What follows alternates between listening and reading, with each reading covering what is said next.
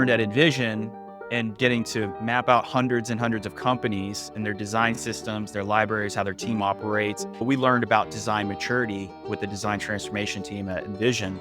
Really strong team, learning about what's working, what's not working. But when you talk about to have a seat at the table as a designer, you need to understand the finances of the business so that when you do make decisions and you're in the room making a decision about what something needs to do or how it's supposed to behave, you need to know the bottom line of the finances of the business and what's actually going to drive revenue so you can make better decisions. Thanks for having me, Caden. My name is Drew Bridewell. I'm now a chief design operator. I'm primarily focused on helping founders bring their visions to life and then helping athletes, creators, makers, builders, entrepreneurs reach their next level in their personal performance. So for anyone that doesn't know Drew, I'll give an intro of how I met him.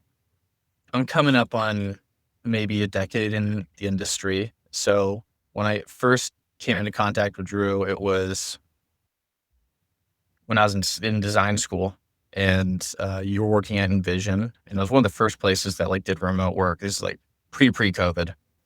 And we're part of the lynda.com. If anyone even knows what that is anymore, the lynda.com acquisition into LinkedIn.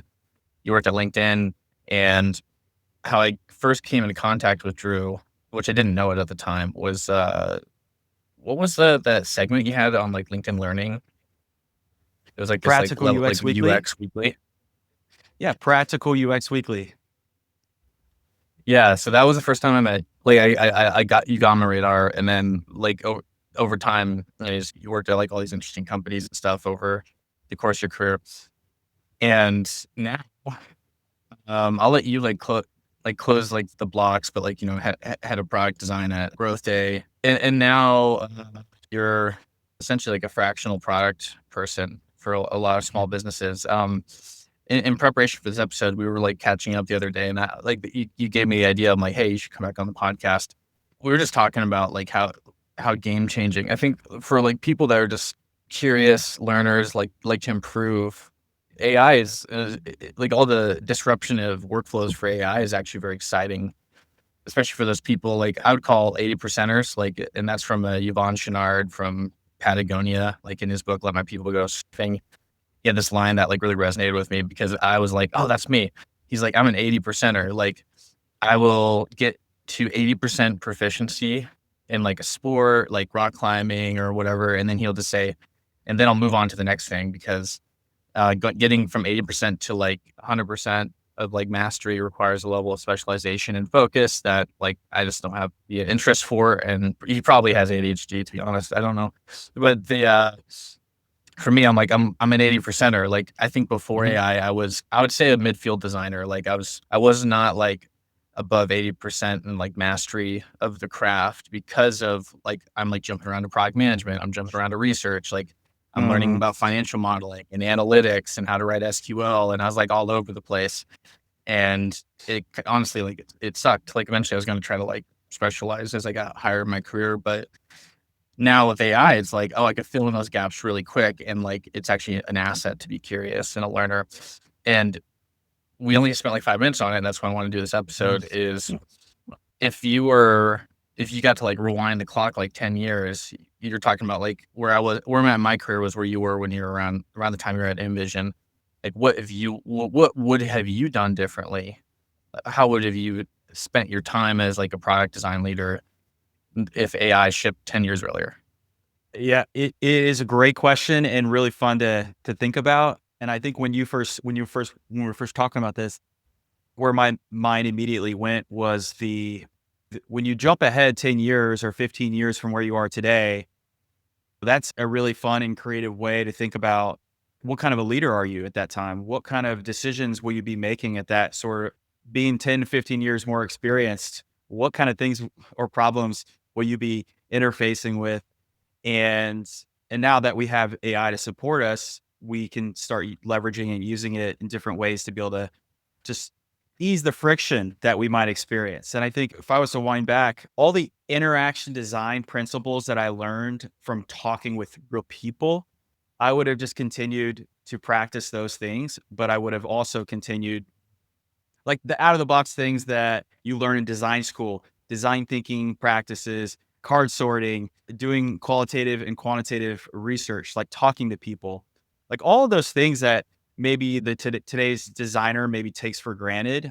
I think those skills are still so vital and so valuable, like today even more because you know what questions to ask when you are engaging with it with an AI.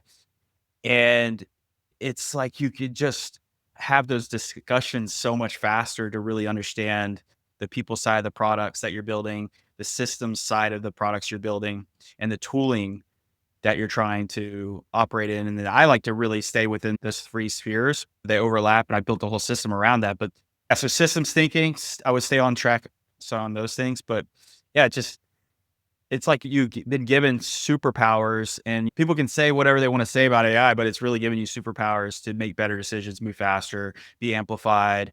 But just how you actually think about it going into it really has a huge impact on what outcomes you experience from it. But what do you think about when you think about where you've come in the last 10 years and what you would have done differently?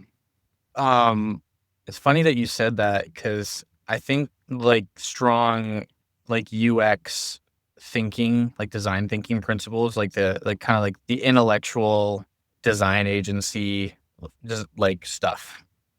Prototype, or it's mostly about like prototyping. It's not really. It's more about like pre-production than production. It's like thinking about like, hey, why should this exist? Hmm. Prototyping like in a very low cost way, a lot of different options. I mean, I had a computer interaction, a human computer interaction degree, and I was a very UX pilled graduate of my design school. Or I'm not an artist. I wasn't like a great UI designer, but like that's what the market rewarded for the longest time. Had to Hmm. like spend my own money. I was like the third graduate of Shift Nudge, like really quick, like a really funny story. But I had like a Europe trip planned with my wife over March of 2020, and so that trip got canceled for obvious reasons. Hmm.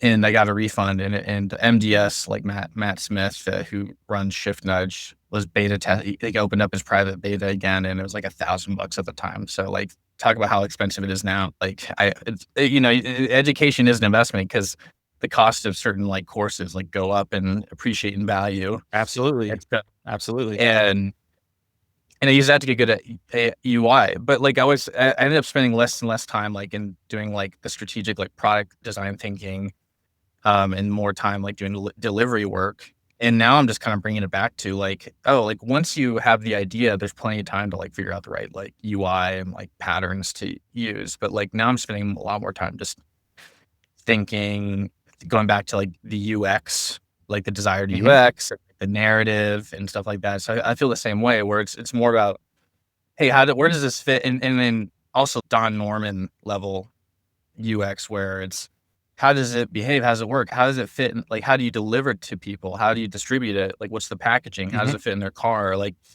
you're asking questions outside of like the core experience. Like, that's what UX is. It's not you're thinking about marketing and distribution and like how do you actually like pitch the product to people? And I feel like because it was so expensive to like make UIs and like make really good UIs because you needed human agents to like do that, designers kind of lost their seat at the table. And it led to the rise of like MBAs managing the UX. And now it's like, hey, we can actually compete now because Absolutely.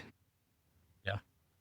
Absolutely. You can compete, you can understand. And that's why I think I've really shifted into this operator language because as an operator for any business or any company you participate in, you need to understand the finances. You need to understand the economics. You need to understand how the company makes money, how they lose money, and then also how much it costs to have a team, how much it costs to have AI as a resource.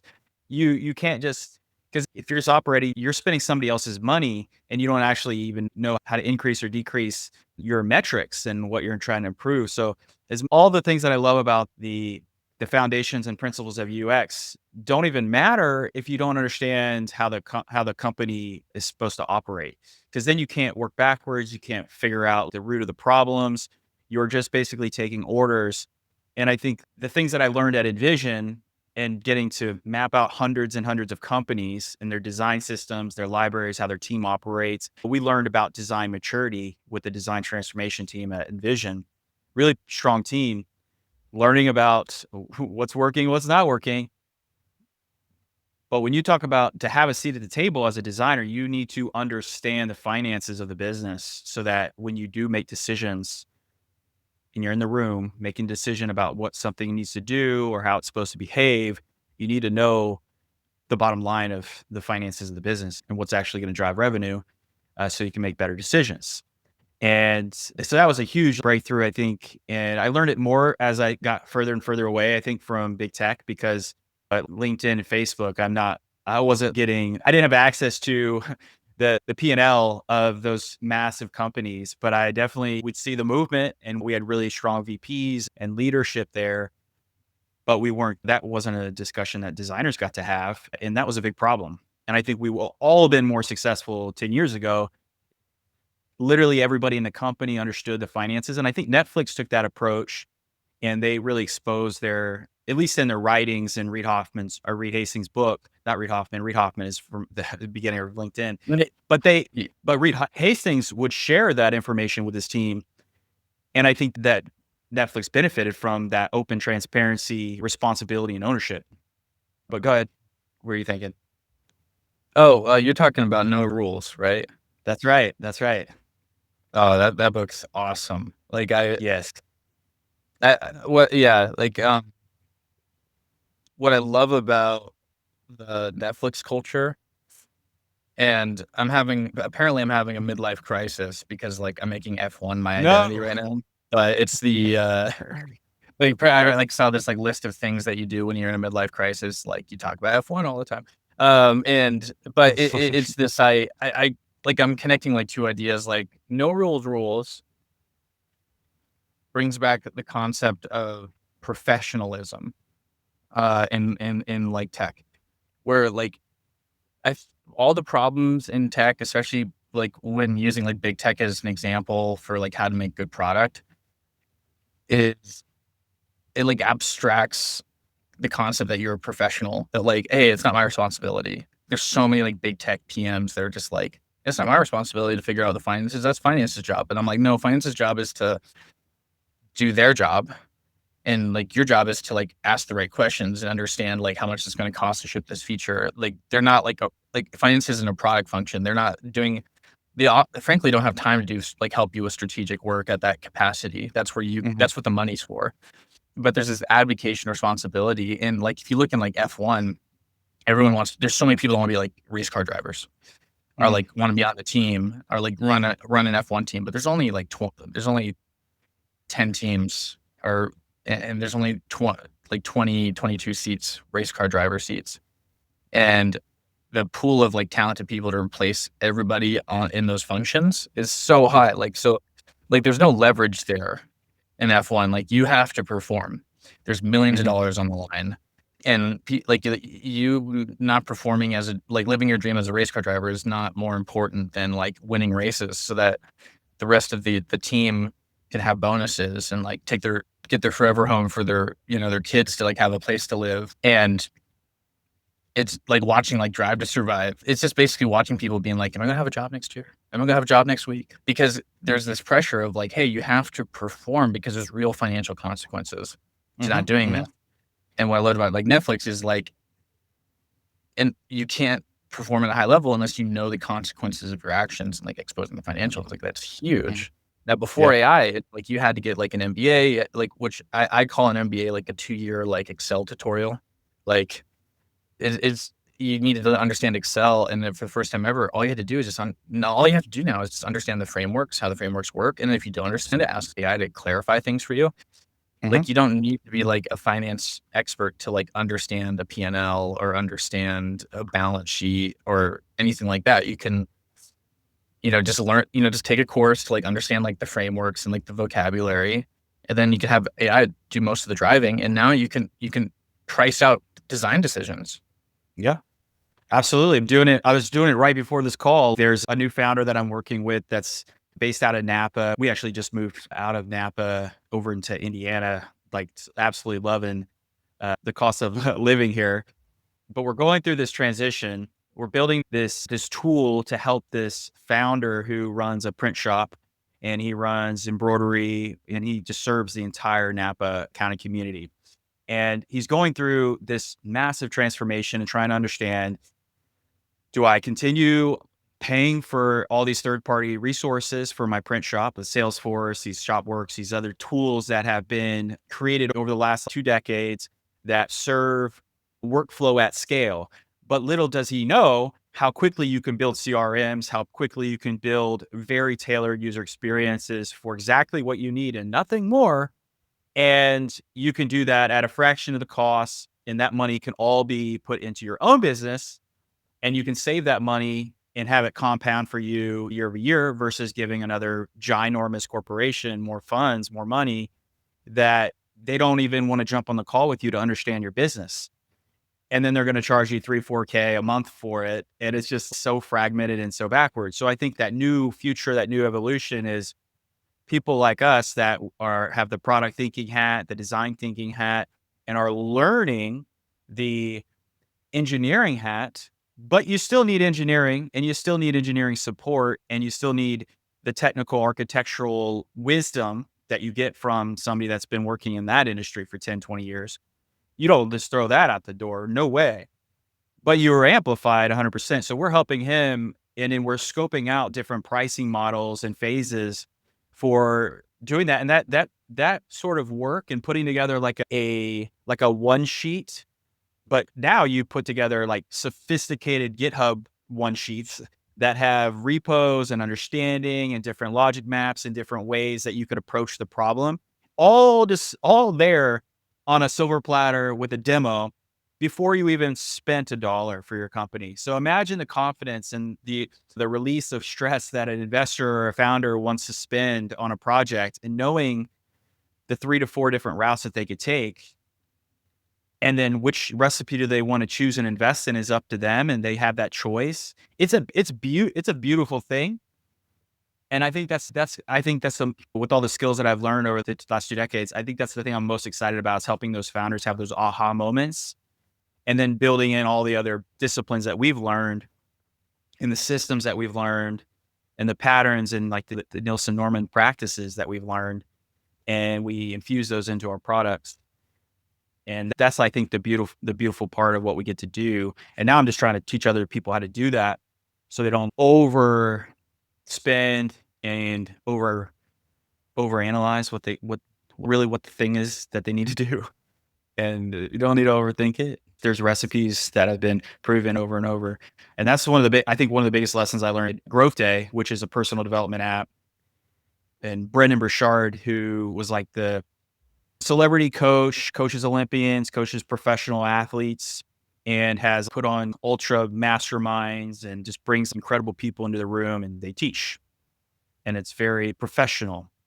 And they coach ex-presidents and Olympic. It's just the room of what they're talking about in those, you can't even explain it. It's powerful, some of the teachings. He taught high performance habits, 6 habits. He did a ton of research, just massive research with these individuals, and learned what were the best attributes of what they would do to win and to succeed over the lifelong, without wrecking your family, your relationships, long-term wellness and sustained happiness and well-being.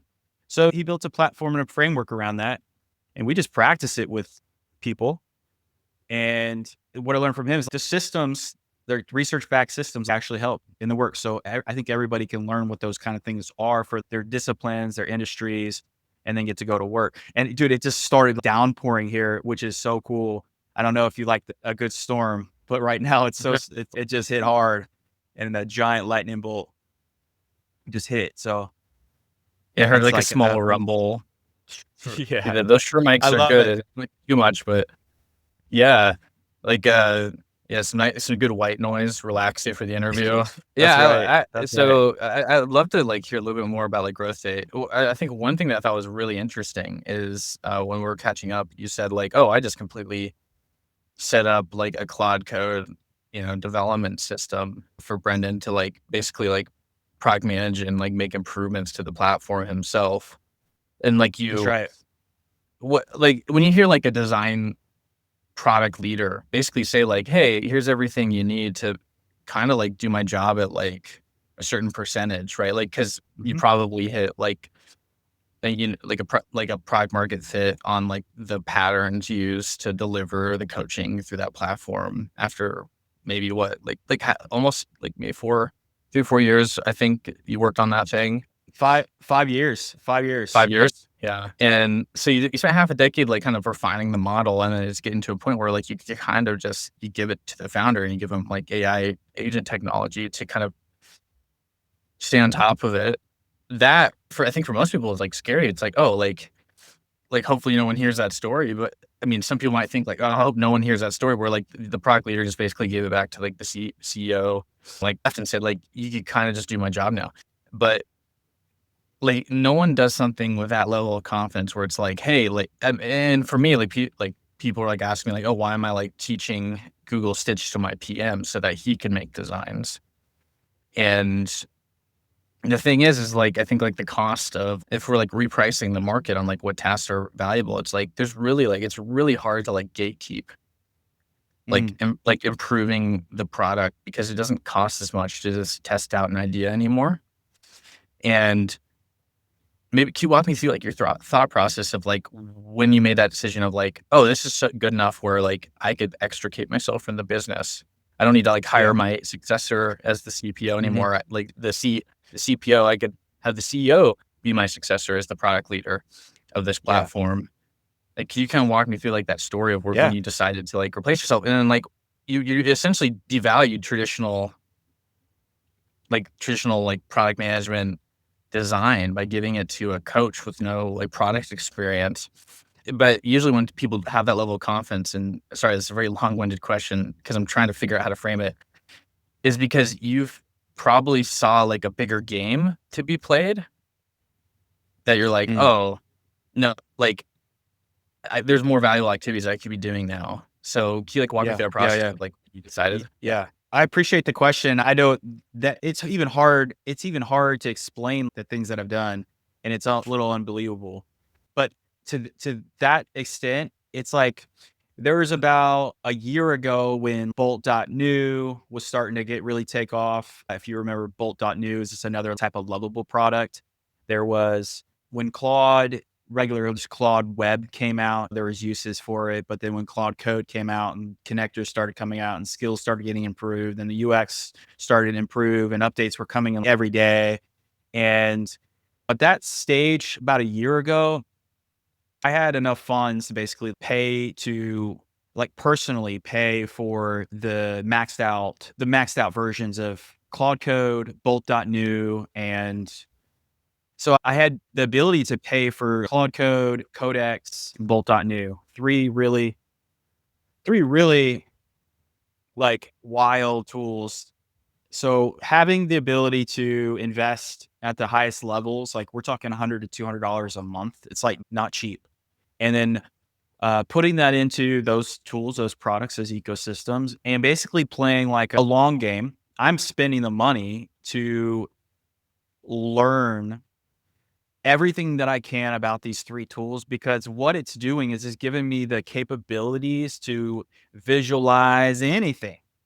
And to me, I've been a visualizer my whole life, a builder my whole life. If I see something in my head, I'm gonna wanna create it, whether it's physical, digital, or an experience, like a living experience. Like I see it, I wanna create it and live it, experience it.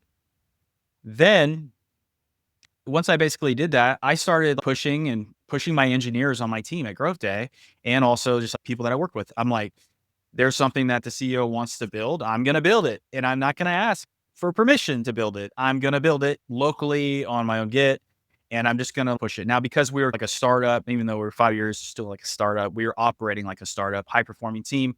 Instead of saying, oh, I need a team of 10 people, I operate as a whole discipline because of just the things that I've been able to do, and I just would do it. So over a year of time of testing and applying, we first tested with onboarding funnels. And just like any personal development tool, it's hard to get people to watch courses because they're competing against Netflix and all the other incredible platforms for watching entertainment. You're competing with people that do not want to, they don't want to work on themselves because they're locked in. They're good. They don't need it.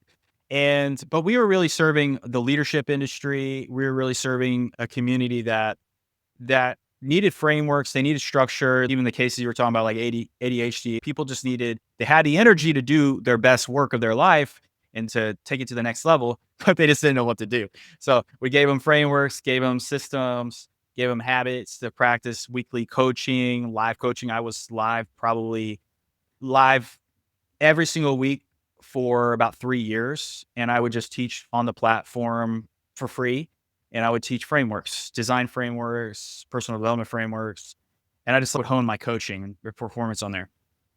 But practicing and shipping experiences and testing things, I tested into that. So after 3, 6 months of testing into these onboarding funnels, testing and learning, oh, how does somebody come in and actually want to do personal development? Do you give them an assessment? Do you give them a more research back assessment? We tested hundreds of different ideas, and we did that all through these types of Cloud Code, Bolt.new experiences. I demonstrated that it's possible. Then we ended doing a migration ship where the code that I was shipping was actually making it to production. And then we would, engineering team would monitor and make sure everything's good. And then we got to another level where I ended up reproducing our entire Figma design library inside of Claude Code that allowed my CEO or anybody to go and pull from that Git repo and then just ask for anything that you want, and then it would just produce it. And that was when, okay, we got Instagram, social media, and we're a media company, so we're shipping content every week and shipping like tons of social media every week. Every company, but a media company has to do a lot more of that. It's like all things are rhythm, a media company. And so through that testing and experience, then it ended up, okay, shoot, you can do it on design library, you can do it for funnel pages. And now, and our CEO, he had to learn, and he's not like any other CEO. He's like a high performing CEO. So he's learning and doing things as well and learning from us because I write about all this stuff in my status update every week, right? So I'm like, I'm a transparent beast. Like I'm going to share it all. And I thought of it more as like I'm contributing to something bigger. I'm contributing to an industry right now. I'm going to contribute to more industries in my career and my future. So I don't need to try to guard my work and guard, because that's the stuff I had to do at like Facebook and LinkedIn. I couldn't share things publicly, like the things that I was necessarily working on at those big giant companies. So I just ended up shifting in my mindset of I'm going to contribute and help him as much as I possibly can. I really believed in the mission and still do. But now I get to kind of go and contribute to other industries with the skills that I have, as like you called it earlier, fractional operator. And I just get to help people that are in alignment with the things that I'm kind of like trying to work on and help. So I'm working in sports, and like I told you about the print and embroidery. I grew up in those shops at SCAD. I'd be in the print shop all night trying to get things printed. I love that problem. And the more I dive into these other industries, the more I'm learning about where they really need help still.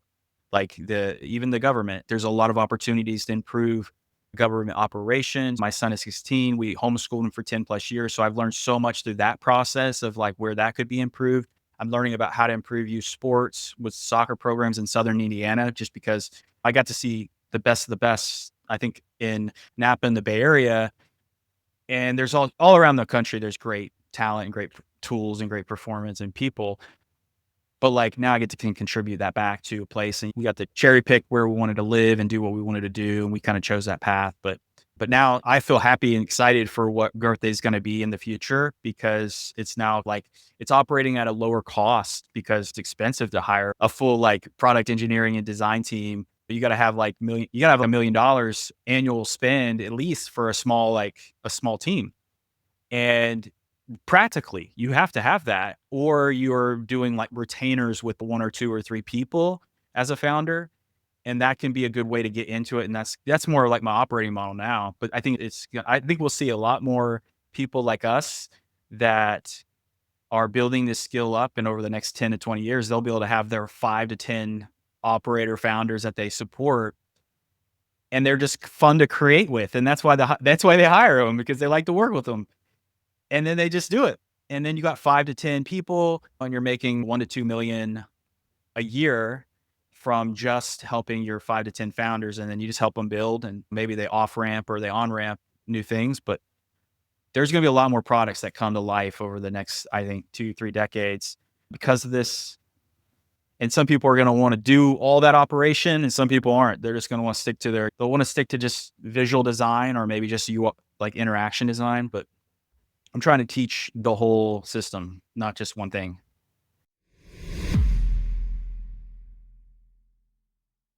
Hey listener, thanks again for listening to The Way of Product. As we power down today's session on the fusion of creativity and technology, let's solidify the energy you've gotten from our dialogue today. If you've gleaned insights or strategies that could turbocharge your projects, I have a small but powerful ask. Swing by the platform where you're hearing this and leave a review. Think of it as your digital high five to us. It's a fuel that propels this content to more creative technologists like you, amplifying the impact of the shared knowledge. So until our next interview, keep pioneering and pushing the envelope. Thanks again for lending your ears and your imagination to our community. Catch you on the next download.